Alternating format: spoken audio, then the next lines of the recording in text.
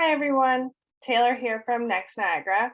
I hope that you guys enjoyed the last keynote. It was super interesting and kind of understanding the potential hybrid model and what the work life will look like going forward. I'm going to keep it brief. I know 15 minutes is super fast. So with us today, we have Justin Vaillancourt, the owner and creative director of JD Lewis Creative Media. He's going to be walking through his presentation on work-life balance and showing up powerfully. I want to keep it as short and sweet as possible, so I'll hand it over to you, Justin, to give you the full 15 minutes. Hopefully you can do yourself a bit more of an introduction and get started. Okay, perfect. All good? All good, yeah. Okay, perfect. Let's get started. Hi, everyone. Thanks for having me. 15 minutes sounds like a lot of time, but my first draft of this presentation was actually 40 minutes, so I apologize in advance for moving quickly. There's a lot more that I can cover in all these topics, but we're just going to hit the basics. If you're interested in further information, I'll provide all my contact details at the end, and feel free to reach out. All right. Have you ever had one of those difficult why me days, that feeling that life isn't fair? Well, I'm here to tell you that life is difficult for everyone. It's how we define and deal with difficulty that creates us. Who would you rather spend time with, the complainer or the solution creator? Which one would you rather be? Creation is a perfect word. We're not talking about art. This is our life, our creation. We're handed one sculpture at the beginning of our lives. We're free to mold it into whatever we choose every day. To quote the ancient philosopher Jay-Z, nobody built like you, you design yourself. Creation is a daily process that requires constant attention if we want to achieve our goals. Everything you do in your life is manifested by you. Things will happen that you can't control, but your response, attitude, and effort are 100% your choice. I'm going to automatically assume that you're here at this conference because you're a creator, not a complainer. You want to have a successful career and a prosperous family or personal life. You want to learn and ask questions and take control of your career or business, and you want to get the most out of life in general. If you're a complainer, you see every challenge as unfair and exhausting. If you're a creator, you see every challenge as an opportunity to utilize and capitalize. You want to be successful in life. So why am I here? Am I an expert in health, wellness, business, and success? Absolutely not. Over the last 20 years, I've had multiple successes and failures. Approaching 40, I've focused in my last 5 years on the fundamentals that we'll discuss today. Taking care of myself and my family and achieving balance. Putting myself out there, having conversations, and showing up powerfully in life. It's this reflection I can testify that following these basic fundamentals will make you a happier, healthier, and more successful person. So what does this mean? Well, it really depends how you define success for yourself. It may sound trite, but your definition of success is the light that will guide you through life, so you should define it. A word of warning, if you define success solely on dollar signs or career stature, you might be headed down a dark path. Many, and I say many people considered successful by the media and pop culture are completely miserable. The amount of drug and alcohol addiction, divorce, health issues, mental breakdowns, suicide of quote unquote successful people is alarming and telling. So if success isn't defined strictly by money and power, then what is it? Success is a word we always go back to in order to define a creation or an outcome. Success is defined as the accomplishment of a goal or a purpose. But we need to bring in some humanity to this if this is your definition of success. The accomplishment must be satisfying and bring joy to you. The goal or purpose must be clearly defined and measurable. So let's start with the overarching life goal, the most overarching life goal that we can imagine. Happiness. Is it measurable? Well, yes, but only by you telling the truth to yourself. Is it clearly defined? Not right now, but it can be. Let's see how I've broken down happiness for myself. Successful family and personal life, and a successful career. Now that doesn't sound clearly defined or measurable, but these are just the titles. I can break down those as far as I need to feel clear.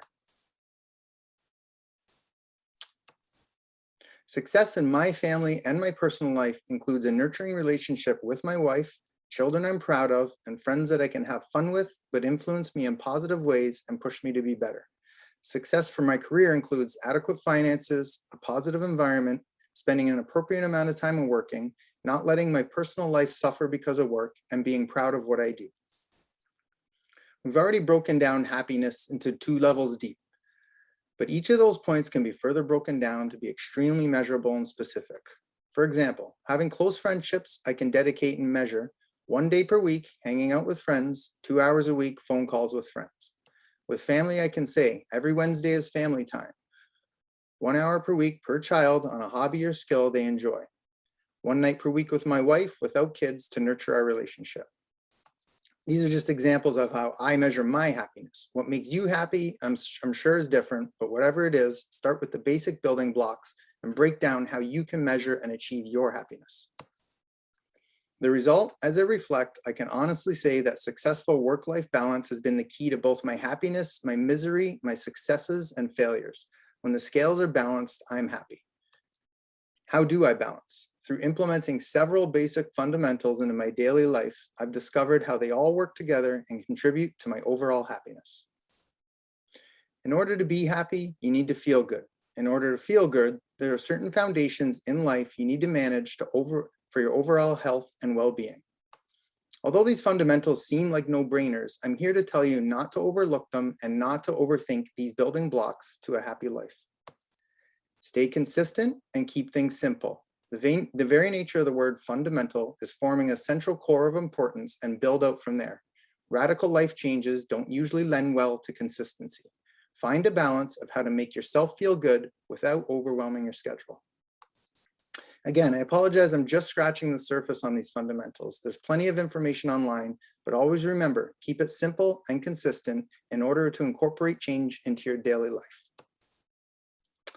Number 1, exercise, but not like these guys.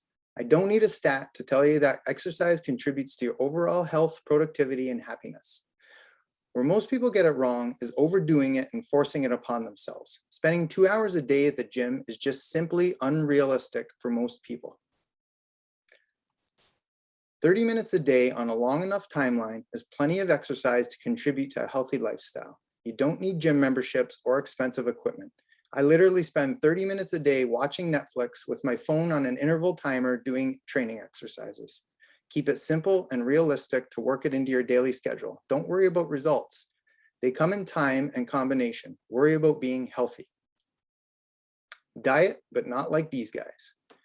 Diet and exercise go hand in hand, but diet isn't a temporary crash fad that severely restricts what we eat. Diet is your overall consumption and how it affects your life. It simply takes control, consistency, patience with diet and exercise. On a long enough timeline, you'll feel better and see great results. Don't overdo it. Don't torture yourself. Eat the foods and treats you love in moderation. I used to eat 5 pieces of pizza, now I eat 1 to 2, and supplement the rest with vegetables. Keep sugary treats in moderation as your reward for consistency.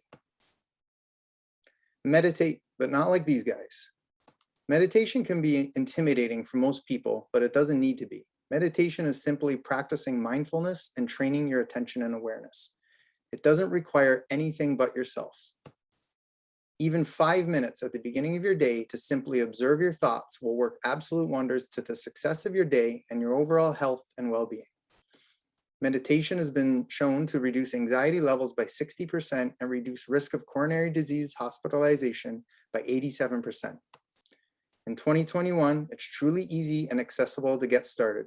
Free apps and Netflix shows like Headspace show you how easy the fundamentals are to grasp. Sleep, just like this guy.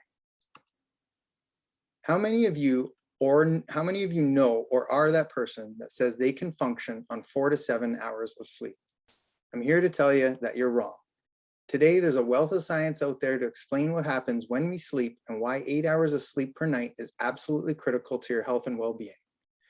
Everything we've covered works towards quality sleep, balanced diet, exercise, and managing stress and anxiety through meditation. If you're having trouble falling asleep or staying asleep, again, Headspace has entry-level tools that are free and they'll help you better manage your sleep. For some insane reason, lack of sleep is worn as a badge of honor in today's society and somehow deemed almost necessary for success. Here are 3 of 1,000 quotes from Matthew Walker's Why We Sleep that will forever change your thoughts on how much sleep you actually need. Routinely sleeping less than 6 or 7 hours a night demolishes your immune system, more than doubling your risk of cancer. Sleeping only 1 hour less per night for 1 week affects the brain's cognitive function in the same way as somebody pulling an all-nighter. Inadequate sleep, even moderate reductions for just 1 week, disrupts your blood sugar levels so profoundly that you'd be classified as pre-diabetic. Personal care, but not like this girl. The idea of simply taking care of yourself seems like a no-brainer, yet a staggering 64% of people testify that they don't have the time to adequately take care of themselves. And incredibly, 59% of people report that they don't make their bed on a regular basis.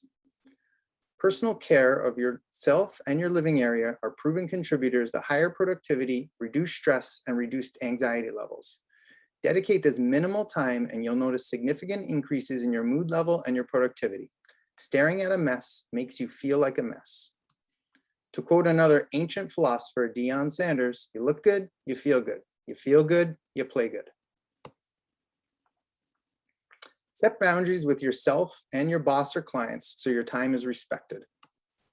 Overworking is a quick path to burnout. It also takes precious time away from the people around you. Don't take calls or answer emails outside of work hours. Overquote your time. If you think something will take 1 hour, leave an hour and a half. Creating a buffer time in your daily life makes you on time for everything and reduces stress. Controlling chaos can be as simple as blocking your time and being rigid with it.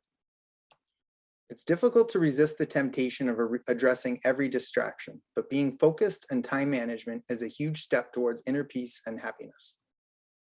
What's helped me is roughly blocking my day, creating a clear definition between work and personal time, allowing me to focus attention on one thing at a time, live in the moment, and be more happy and productive. Yes, I said stick to time blocking and be rigid with it, but things change, life happens, and surprises are a thing. That's the perfection of time blocking. If one area bleeds into another, simply trade those time blocks and move them around. You may be wondering if doing all these things every day is even possible. That alone may bring you anxiety. This is my typical weekday just to show you how easy it can be. Because we're short on time, I won't go through each point. You can screenshot it while I speak, or there are thousands of time blocking resources online. Notice how everything is just roughly blocked. It's not a minute by minute, you must do this now.